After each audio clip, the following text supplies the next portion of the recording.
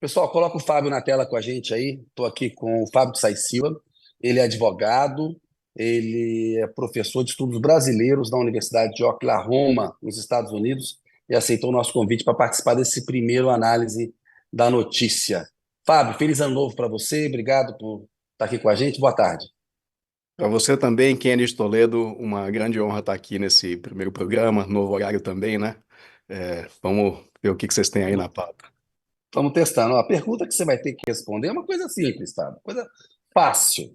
Qual o balanço do ministro José Múcio como chefe dos militares, Fábio? Olha, Kennedy, ontem, a propósito aí da celebração do primeiro aniversário dos atos de 8 de janeiro, né? Foram exibidos vários documentários produzidos pela Folha, produzidos pela Globo News, e o que a gente pôde perceber ali são declarações do Múcio que são né, realmente muito constrangedoras, dada a posição que ele ocupa. Então, por exemplo, ele diz, numa entrevista lá à Globo News, a Júlia do Alibe, né, que o natural seria que o que aconteceu em 8 de janeiro já tivesse, inclusive, sido esquecido e que só não está sendo esquecido em função dessas reportagens que estão saindo, né? Ele conta alguns detalhes lá de como as Forças Armadas. Esqueceu que o chefe dele, o Lula, chamou um ato em 8 de janeiro, né? Exatamente. Insubordinação. Ele conta ali alguns detalhes, né, de como as Forças Armadas fizeram uma objeção a que o poder civil, à época, representado ali pelo Ricardo Capelli, pudesse cumprir o seu papel, que era a prisão das pessoas que estavam acampadas ali. Ele conta isso com a maior naturalidade, né? Ele também faz pouco caso da minuta golpista encontrada com o ex-ministro da Justiça, Anderson Torres, diz que aquele documento não representava nada, que quem quer dar golpe dá, não precisa de legitimidade jurídica, o que não é correto historicamente, o que a gente percebe olhando para trás nos golpes, né, inclusive o golpe de 64, é que, muito embora o golpe se dê contra a lei, ele busca algum tipo de legitimação na lei. Os golpistas de 64 diziam à época, e até hoje se repete, né, que a cadeira presidencial estava vaga, que Jango tinha abandonado a presidência e que, portanto, o que o Congresso fez era absolutamente legal, né? Então, acho que é um conjunto de declarações aí muito infelizes que ele dá, que sinalizam, né, uma tentativa aí de preservar os militares de uma responsabilização que, como vocês diziam antes da gente entrar aqui, eu estava acompanhando, é mais do que necessária. Fábio, Fábio, bem-vindo vai aí lá, ao Zé. programa como primeiro entrevistado do ano. Obrigado pela sua presença. Eu queria trazer uma outra questão, talvez bem mais ampla, na verdade, mas você, como estudioso das questões brasileiras e também professor desse assunto aí nos Estados Unidos, certamente vai poder nos ajudar a entender. Para mim, uma das grandes mudanças que houve ao longo, foi durante o governo Bolsonaro, mas não foi promovida por ele, foi a partir de 2019 a criação das chamadas emendas parlamentares que são autoaplicativas, quer dizer, não cabe mais ao governo decidir se vai pagar ou não vai pagar aquela emenda, ele é obrigado a executar, a execução é obrigatória, e o valor dessas emendas cresceu muito, portanto, a influência do legislativo sobre o orçamento da União e o gasto público cresceu desmesuradamente e isso mudou a correlação de forças entre o executivo e o legislativo. Hoje, o presidente da Câmara e o presidente do Senado têm muito mais poder do que tinham seus antecessores. E isso mudou a relação. Já começou a mudar durante o governo Bolsonaro e continua durante o governo Lula. Você acha que isso, combinado a essa ociosidade das Forças Armadas, que não é nada criativa, né? Sempre eles usam da mesma maneira para tentar eventualmente participar de um golpe, como você falou, sempre buscando uma legitimidade jurídica, né? Até ato que promovia tortura no Brasil, como o AI-5, precisou ter uma base legal, né? Precisou ter lá alguém escrevendo o que podia, o que não podia, tal. Você acha, como é que você vê essa nova relação entre os poderes e essa relação e como isso influencia eventualmente a questão militar? Justamente essa tentativa, Toledo, do ministro Múcio de jogar a sujeira para baixo do tapete, ela é contraprodutiva, justamente porque nós precisamos, né, fazer um balanço não apenas dos atos de 8 de janeiro, mas de todas as disfunções que afetam hoje a democracia brasileira e que, como Kennedy dizia também anteriormente, não vem de agora e menos ainda do 8 de janeiro, mas vem de antes, né? Então, isso que você falou, sem dúvida, é uma das novas disfunções. O Brasil tinha um sistema, que era o presidencialismo de coalizão, em que o presidente tinha alguns instrumentos pelos quais ele conseguia, né, formar uma base no parlamento para conseguir governar, né? Inclusive, o controle de boa parte do orçamento era um desses instrumentos. Você sabe que o Brasil tem um sistema político em que o presidente é eleito, mas como a gente tem um multipartidarismo e uma imensa fragmentação, não necessariamente, na verdade, como regra, os presidentes não assumem tendo uma base viável dentro do Congresso Nacional, né? Esses recursos de que os presidentes tinham à disposição deles, né, eles foram realmente lapidados ao longo dos últimos anos, na verdade, desde o impeachment. O Kennedy faz muito bem esse registro, né, porque o impeachment fortaleceu o legislativo já de uma maneira que era disfuncional, né? E aí, desde ali do impeachment, passando pelo governo Temer e culminando no governo Bolsonaro, o legislativo assume um controle maior do orçamento, né? A gente tem disfunções também, por exemplo, em relação ao Supremo Tribunal Federal, a Procuradoria-Geral da República, né? Comentávamos isso também, a forma como o Supremo hoje passou a ser visto como um agente de governabilidade, e a PGR também, né, em função dos abusos que foram cometidos no passado, sobretudo na Lava Jato. Então, é isso que explica, por exemplo, as opções preferenciais que o Lula tem feito por nomear pessoas da confiança dele para o STF e por ignorar a lista tríplice dos procuradores da República, né? Porque sabe, né, que instituições como essas não podem ficar absolutamente fora de controles, né? Então, acho que tem um conjunto de disfunções na democracia brasileira que elas precisam ser adequadamente consideradas, né? Ou algumas reformas vão precisar ser feitas, ou então vai precisar mudar um pouco o comportamento dos agentes para que a gente possa ter um sistema de novo que seja funcional. Eu ontem, né, vi que o mote que foi encampado pelo STF, pela presidência, e vamos dizer aqui pelo Congresso também, né, era de que a democracia resistiu, né? Mas a democracia que nós temos hoje, ela não é a mesma que nós tínhamos em 2013, né, 2012. A democracia brasileira perdeu muita qualidade e parte disso é exatamente esse item ao qual você se refere. Fábio, eu queria falar um pouquinho, Zé, depois a gente pode voltar para o Brasil, mas eu queria aproveitar que estamos falando com o Fábio e fazer um rápido olhar aí para o cenário eleitoral americano, porque tem muita gente que acha, Fábio, que se o Trump tivesse ganho aquela eleição do Biden, talvez essa tentativa de golpe de 8 de janeiro aqui no Brasil pudesse ter alguma chance de sucesso, porque um dos fatores que ajudaram a evitar o golpe foi a falta de apoio internacional, como houve, por exemplo, em 1964. Que efeito teria, Fábio, uma volta do Trump ao poder para o Lula, para o Brasil, nesse sistema multilateral? O Brasil está na presidência do G20, está querendo regulamentação de redes sociais para controlar fake news. Como é que você avalia isso? Você acha que o risco de o Trump vencer o Biden é realmente um risco real? O risco é real, Kennedy, né? A gente tem olhado aí as pesquisas e elas mostram que Trump é disparado, o favorito a ganhar as disputas primárias dentro do Partido Republicano e também está, inclusive, à frente do Biden nas pesquisas nacionais, né? Tá muito cedo ainda para cravar que ele vai ganhar, mesmo com base nessas pesquisas nacionais, porque a aposta do Biden é que no momento em que ficar configurada essa disputa entre Biden e Trump, ele pode apostar nas fragilidades que o Trump tem, que não são desprezíveis, né? Inclusive em parte dos setores republicanos também, né? Por exemplo, há 2 anos, quando todo mundo achava que o Partido Democrata ia sair derrotado fragorosamente nas eleições de meio termo, ele né, quase que não perdeu, perdeu por muito pouco ali, mesmo num contexto de inflação, mesmo num contexto de insatisfação com políticas do Biden, né, justamente porque havia uma resistência, inclusive de republicanos, eu repito, né, aos candidatos MAGA. Então, o Biden está esperando que isso possa ressurgir nas eleições desse ano, né?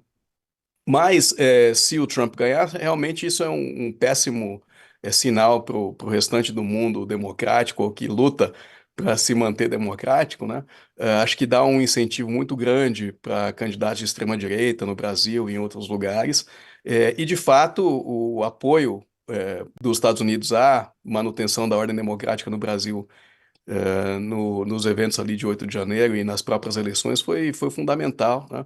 O Jamil Chad aí, que está sempre com vocês, publicou uma matéria excelente a esse respeito e acompanhando daqui também, a gente sabe que isso foi um dos ingredientes importantes, junto com, obviamente, a atuação do STF, né? Todo o trabalho que o presidente Lula fez, é isso que está sendo hoje aí bastante debatido. Ô, Fábio, parece que tem uma aliança bem formada do Lula ali com o Supremo, né? Com o Gilmar Mendes, Alexandre de Moraes, o Dino vai para lá agora, o Ricardo Lewandowski está pintando aí como ministro da Justiça para ajudar nessa governabilidade aí. Teve um artigo que você fez para o Intercept que dizia três visões para a justiça vão definir a democracia no Brasil e o futuro do mandato do Lula. Explica um pouco isso para a gente, Fábio. Verdade, esse primeiro olhar aí sobre a justiça, né, vamos dizer assim, seria justamente esse que nós discutimos aqui, esse de que a justiça agora deve passar a fazer parte do horizonte de formação de condições para a governabilidade. Então, significa que Lula, que fez todas as indicações anteriores com respeito às hierarquias do campo jurídico, se eu puder usar uma expressão técnica aqui, né, recrutando grandes juristas, professores, aceitando a lista tríplice, agora ele indica pessoas que são de confiança dele porque sabe, né, o papel que o STF e também a PGR podem desempenhar na fragilização ou na manutenção da democracia. Uma outra visão é a visão bolsonarista, né, a visão de que o Supremo é a fonte de todos os males, né, e de que ele deve ser minado. E embora a visão seja tipicamente bolsonarista, ela infelizmente tem encontrado inclusive algum anteparo, né, em figuras como o Rodrigo Pacheco, presidente do Senado, que apoiou aí uma PEC para cortar poderes do STF, né? Então temos que ficar de olho aí um pouco nesses ataques ao STF, que, embora tenham seus problemas, né, eles não visam melhorar institucionalmente o tribunal, eles visam diminuir os poderes do tribunal para que, num eventual retorno, né, dos setores bolsonaristas ao poder, quando eles quiserem de novo investir contra a democracia, eles não encontrem mais esse obstáculo. E tem uma terceira visão, um terceiro olhar aí que eu destaco, né, que é o que busca reconectar a justiça com a democracia, prestigiando reformas, né, que tornem as instituições da justiça mais plurais, né, mais representativas da população, né, mas também mais respeitosas, né, a princípios republicanos. Então, vocês falavam aí das questões relacionadas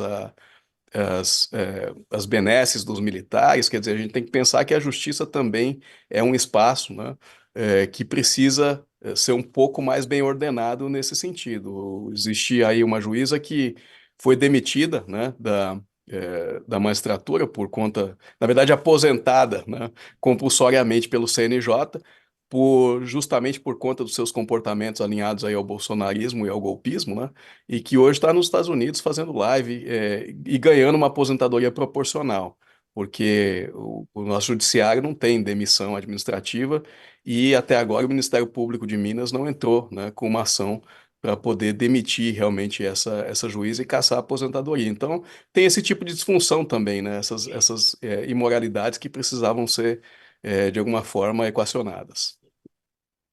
Cara, Fábio, nessa nova composição que a gente tem, esse novo jogo de forças, nessa distribuição de forças nova, que já não é nem tão nova assim, né? Entre Congresso, Executivo e Legislativo, você já de alguma maneira antecipou um pouco a resposta, mas eu queria que você aprofundasse um pouco mais. De alguma maneira, você manter um judiciário que é simbolizado pelo Supremo forte talvez ajude a equilibrar e evitar desmandos do legislativo que ganhou uma força maior como jamais teve, né? E que a gente sabe ali dentro, apesar de ser a casa do povo, no jargão, etc., etc., a gente sabe como é feita a política interna do Congresso, que não é uma política exatamente exemplar, né, do ponto de vista ético e tal. Então, como lhe parece que seria o ideal para fazer esse equilíbrio de forças entre os três poderes? Só para antes disso fazer uma observação, Toledo, o Congresso sem dúvida é a casa do povo, né? E o STF, como eu dizia, ele tem, ou tinha, especialmente antes das reformas internas que foram promovidas pela ministra Rosa Weber, ele tinha ali algumas disfunções ligadas ao poder excessivo de juízes individuais para emitir decisões monocráticas, né? Mas o legislativo também tem as suas imperfeições. Você destacou aí algumas, né? E eu diria que mais estruturalmente, né, o legislativo brasileiro sempre foi criticado por ter imperfeições que derivam da maneira como as nossas eleições são organizadas, com grandes distritos, né, e listas abertas. De modo que aqueles representantes que estão lá, eles de fato, sem falar na questão da desproporção por população, Regional. Uhum. mas de modo que aqueles representantes que estão lá, eles de fato não representam diretamente os segmentos da população. Esses dias eu escutava uma entrevista do Lavareda ao Cláudio Couto, onde ele dava ali algumas estatísticas que o IPESP coletou, né? De que mais ou menos 20% da população lembra em quem votou para deputado federal, né? E aí, provavelmente esse score ele é inflacionado, porque as pessoas têm vergonha de admitir, né, que não se lembram. Então, de fato, é a casa do povo, mas tem imperfeições. O STF tem imperfeições, né? Mas apesar de todas as imperfeições das nossas instituições, elas funcionavam numa dinâmica mais ou menos harmônica, né? Acho que a ideia é encontrar esse ponto de equilíbrio, né? Nenhuma instituição vai ser perfeita, mas elas precisam funcionar, né, de uma maneira que responda às demandas aí de desenvolvimento do país, né? E parte disso envolve algumas reformas na lei, né, mudanças formais, mas parte disso envolve, sobretudo, mudanças de comportamento, né? Há coisas que o STF pode fazer, mas não necessariamente ele precisa fazer, né? Há coisas que o Congresso pode fazer, mas não necessariamente eles precisam fazer. O impeachment, eu acho que é um caso típico disso, né? É, tudo bem, o Congresso tem o poder de julgar politicamente se um presidente cometeu ou não cometeu crime de responsabilidade, tem um debate de fundo sobre o quão bem calçado isso tem que ser juridicamente, mas isso é um recurso que o Congresso tem que utilizar de uma maneira indiscriminada? Acho que não, né? Então, eu diria que nós temos que olhar para frente com essas duas coisas. E aí é uma questão de realmente né, apostar no senso de estadismo, né, ou na vergonha na cara mesmo das principais lideranças políticas do país. Fábio, como é Ô, que você vê Kennedy, essa ideia? Diga, vai Zé, vai você, continua. Tem não, mais eu, uma eu outra, eu queria, na continuo. verdade, eu queria te fazer uma pergunta para você que depois o Fábio pode comentar, se você não se importar. Ai, ai, ai. É, eu queria, você que está em Brasília, conhece profundamente o PT, o que eu estou vendo acontecer como fruto desse aumento monstruoso do poder do Congresso é que, para se manter no cargo, o Lula está tendo que transigir mais nesse mandato do que transigiu nos dois primeiros mandatos. É um fato da vida, não é uma questão que depende da vontade política ou não dele. É uma circunstância nova que ele está tendo que enfrentar e essa é a maneira que ele encontrou. Mas o sacrifício, nesse caso, sempre foi e tem sido cada vez mais do PT. No sentido de que, para fazer uma aliança para manter-se no poder, implica abrir mão, por exemplo, de o PT lançar candidatos, principalmente para o legislativo, né, Senado, também para deputada, a chapa de deputados do PT, comparando com 10 ou 20 anos atrás, é muito mais fraca do que era hoje. As eleições municipais também são sacrificadas o partido deixa de lançar candidato em cidades importantes, como vai acontecer em São Paulo, né? para ter uma aliança mais forte com outros partidos. Enfim, como é que você vê o PT nessa circunstância? Como é que ele vai evoluir, especialmente se um dia, como diria o Roberto Marinho, se um dia Lula vier a faltar? O PT é muito Lula dependente, né? O Lula mesmo disse que ele precisa mais do Lira do que o Lira precisa dele. Ele precisa mais do Congresso do que o governo, do que o Congresso do governo, né? Falou isso, inclusive, num encontro do PT. A gente está vendo em São Paulo, por acaso eu estou hoje em São Paulo, eu moro em Brasília, mas estou em São Paulo. O Lula está costurando uma chapa Boulos-Marta Suplicy. A Marta deixou o PT depois de migrar para o MDB e votar a favor do impeachment da Dilma. O Lula sempre foi mais amplo do que o PT. Eu acho que ele está vendo as dificuldades desse avanço da extrema-direita, isso o Fábio explicou bem, essa disfunção das nossas instituições aí na última década, para onde que isso foi caminhando. Se não for essa lógica de frente ampla, procurar uma composição com setores conservadores democráticos e ampliar, ele está lascado. Ele pode sofrer um impeachment, porque o Fábio colocou muito bem. Impeachment, ele tem uma perna política e uma perna jurídica. O que fizeram com a Dilma foi desconsiderar a perna jurídica, mas perna só política para tirar presidente é só no parlamentarismo. No presidencialismo tem que ter as duas. É por isso que foi um golpe parlamentar, né? O Fábio lembrou. A presidência está vaga, o Jango fugiu do Brasil, foi embora, foi se exilar, tem uma aparência de ilegalidade. Você falou do AI-5. O STF avalizou esse golpe parlamentar, que foi dado para tirar a Dilma do poder. O Lula aprendeu, o Lula foi parar na Eu, cadeia. AI-5. O Lula foi parar na cadeia. A gente viu o que a Lava Jato, ao fazer uma interpretação do Código de Processo Penal do Russo, né, que era o apelido do Sérgio Moro lá, naquele Telegram lá, naquelas conversas ilegais, terríveis dele, mostrando ilegalidades na investigação da Lava Jato com o Dallagnol, que está aí defendendo o golpismo, passando pano para o golpismo, ou seja, ficando claro exatamente o que ele sempre foi, né? Um golpista, um extremista de direita. A gente viu o que aconteceu com o Brasil. Se a gente não tivesse o Lula para concorrer contra o Bolsonaro em 2022, a gente ia passar um aperto danado, porque a chance de o Bolsonaro ser reeleito seria muito grande. E a gente sabe, a gente viu na Hungria o que acontece com esses autocratas.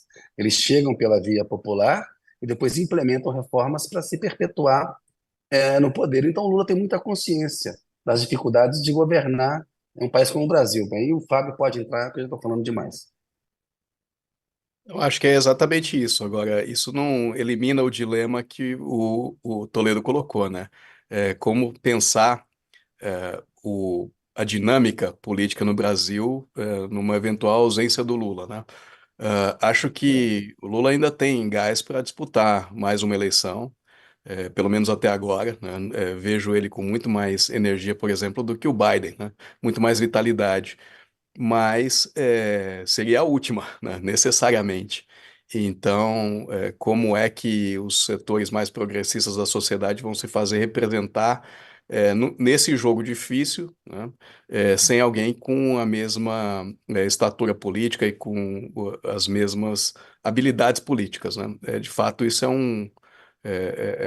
uma grande interrogação que se coloca aí para o Brasil nos próximos anos. E talvez todo esse processo de deterioração, né, ele tenha como resultado e também como objetivo justamente isso, criar amarras, né, para que os setores mais progressistas da sociedade, mais populares, mesmo que cheguem ao poder, né, tenham que operar sob constrangimentos muito maiores e aí sem a presença do Lula, também sem recursos políticos adequados.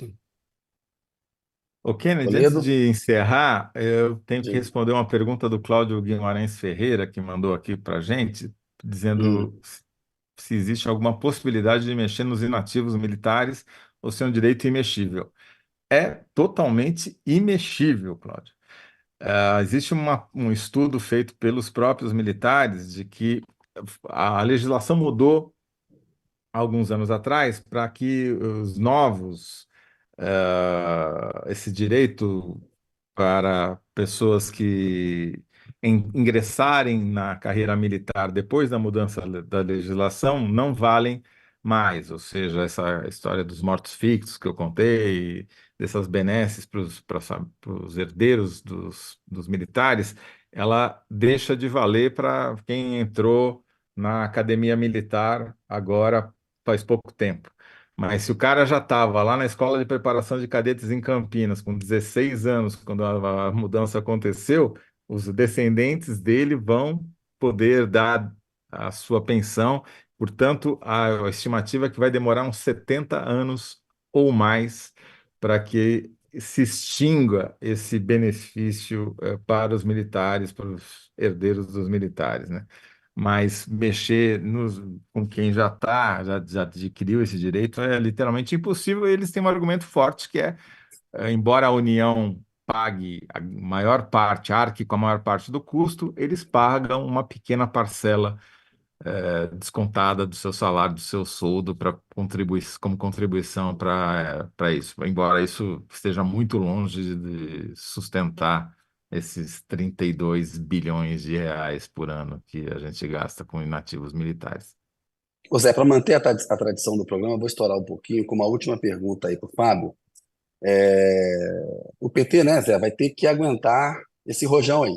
Enquanto o Lula tiver, vai depender dele. Depois tem esse desafio, a gente deixa isso para um outro análise da notícia. Ô, Fábio, a proposta que o Rodrigo Pacheco quer levar adiante de mandato para ministro Supremo. Você acompanha aí o sistema americano, temos o sistema brasileiro, tem muita semelhança com o americano, mas o americano até morrer se o ministro quiser. Aqui no Brasil é uma aposentadoria compulsória aos 75 anos, era 70, mas criaram a PEC da Bengala. Como é que você vê a ideia de se criar mandatos para ministro Supremo? Kennedy, eu acho que todas as discussões de aperfeiçoamento de instituições são válidas, né?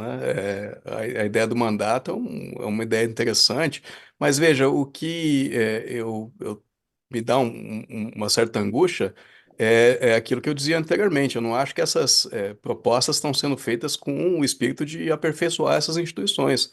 Acho que estão sendo feitas com o espírito de enfraquecê-las, né? E, sobretudo, o STF, né? Veja que, de novo, só os problemas do STF estão sendo colocados, né, sobre a mesa, né? Como é que a gente melhora, então, o sistema eleitoral brasileiro para torná-lo mais representativo? Nada disso está, né, em discussão. Então, é, discutir em tese, né, pode ser interessante, mas eu acho que no contexto político, nenhuma dessas agendas deveria ir para frente nesse momento, porque, de novo, eu acho que elas estão sendo colocadas com um objetivo muito específico e né, jogam água aí no moinho do bolsonarismo e dos ataques do bolsonarismo contra as instituições. Fábio, te agradeço demais aí por participar hoje com a gente. Bom te ver. Mais uma vez, feliz ano novo para você. Bom trabalho e muito obrigado, meu caro. Abraço. Tudo bem. Pô, então agora vai ser uma hora do Brasil, é isso? Ainda não Terça-feira, uma da sabemos, só vai tarde. ser à tarde.